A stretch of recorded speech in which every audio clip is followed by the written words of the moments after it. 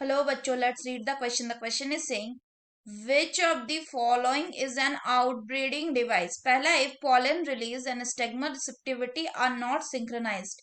B में, if the anther and the stigma are placed at different positions so that the pollen cannot come in contact with the stigma of the same flower.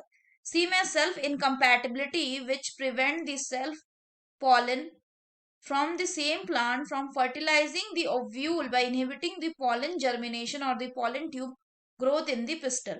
D में है production of the unisexual flower.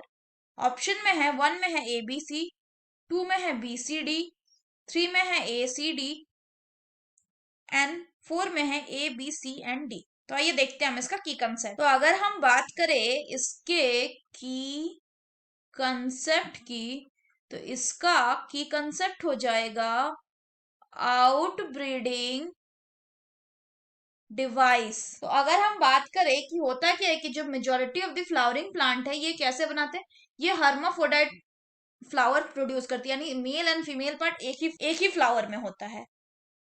और इसीलिए chances होते हैं कि जो pollen grain है they can come in contact with the stigma of the same flower. तो और साथ ही साथ अगर कंटिन्यूड सेल्फ पॉलिनेशन होगा तो क्या होगा, उससे इनब्रीडिंग डिप्रेशन हो सकता है. तो इसीलिए जो फ्लावरिंग प्लांट है उन्होंने कुछ ऐसे तरीके इजाद किए हैं जिससे कि सेल्फ पॉलिनेशन डिस्करेज हो एंड क्रॉस पॉलिनेशन इनकरेज हो. तो आउटब्रीडिंग डिवाइसेस क्या करती है, दिस इनकरेज क्रॉस पॉलिनेशन. अब इसमें अगर बात करें कि क्या क्या आ जाती है, तो इसमें आ जाती है सिंक्रोनाइजेशन. जैसे कि अगर प्रॉपर सिंक्रोनाइजेशन ही नहीं होगा, यानी पॉलन के रिलीज एंड स्टिग्मा रिसेप्टिविटी में अगर सिंक्रोनाइजेशन नहीं होगा तो क्या होगा, सेल्फ पॉलिनेशन हो नहीं पाएगा.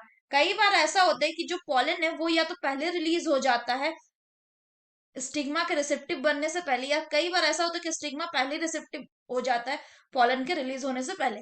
तो इस तरह से क्या करता है, ये सिंक्रोनाइजेशन इम्प्रॉपर रख के जो सेल्फ फर्टिलाइजेशन या सेल्फ पॉलिनेशन उसके प्रोसेस को ये प्रिवेंट करता है. दूसरा बात करें तो दूसरा क्या है, दूसरा है आपका एंथर एंड स्टिग्मा जो है उनको अलग अलग पोजीशन में रखना.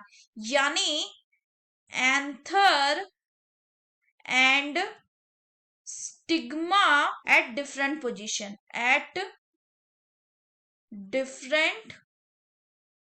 पोजीशन, ऐसा क्यों, ताकि जो पॉलन है वो स्टिग्मा के कांटेक्ट में, सेम फ्लावर के स्टिग्मा के कांटेक्ट में ना आ पाए. जो तीसरा होता है वो किसके लिए होती है, वो होती है आपकी सेल्फ इनकम्पैटिबिलिटी बोलते हैं उसको. क्या कहते हैं, सेल्फ इनकम्पैटिबिलिटी. अगर हम सेल्फ इनकम्पैटिबिलिटी की बात करें तो ये एक ऐसा तरीका होता है जिसमें क्या किया जाता है, जनरली एक जेनेटिक मैकेनिज्म होता है जिसमें कि ये प्रिवेंट करता है सेल्फ पॉलिनेशन को. कैसे, by inhibiting the pollen germination of the pollen tube growth in the pistol, यानी पॉलन ट्यूब ग्रोथ या पॉलन जर्मिनेशन को ही पिस्टल पे नहीं होने देता है. अगर नेक्स्ट बात करें तो लास्ट क्या होता है कि सबसे अच्छा जो तरीका वो है कि आप यूनिसेक्सुअल फ्लावर बनाना शुरू करिए, यानी प्रोडक्शन ऑफ यूनिसेक्सुअल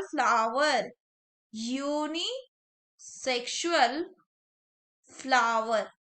तो इसमें से अगर बात करें करेक्ट ऑप्शन की, so the correct option will be option 4, that is A B C and D जो है ये सारे के सारे कैसा है, आउटब्रीडिंग डिवाइसेस हैं. So that's all for the question, बच्चों. Hope you understood it well. Best of luck.